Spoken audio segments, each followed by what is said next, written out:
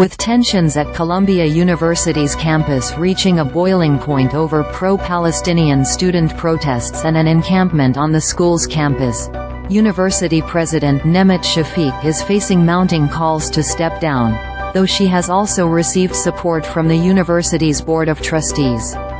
Get Forbes breaking news text alerts. We're launching text message alerts so you'll always know the biggest stories shaping the day's headlines. Sign up here. Columbia's Board of Trustees issued a statement on Wednesday backing Shafik, as she steers the university through this extraordinarily challenging time. In that statement, the board also said it is urgently working with Shafik to help resolve the situation on campus and rebuild the bonds of our community.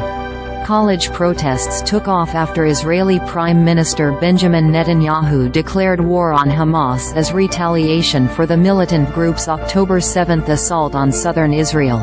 And while the vast majority of protests have remained peaceful, some have sparked rage over an alleged spread of anti-Semitic language. Protests popped up again this month, as Israeli forces face warnings from Western leaders over a planned ground invasion of southern Gaza, where displaced residents have sought refuge since the start of the war. Those protests prompted Columbia officials to cancel classes on Monday and switch to a hybrid schedule for the remainder of the semester after 100 student protesters were arrested at a campus encampment. Protests at Yale led to nearly 50 students' arrests, while protests at the University of Pennsylvania prompted Penn officials to ban a pro-Palestinian student organization over non-compliance.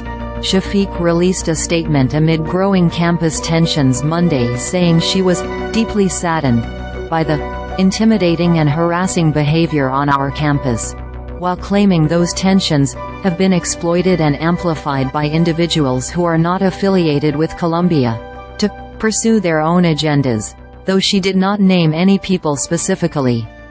New York's Republican congressional delegation demanded Shafik resign in a statement Monday, claiming Shafik failed to put an end to an unsanctioned mob of students and agitators in incidents of despicable anti-Semitic harassment and calls for violence and terrorism against Jewish students.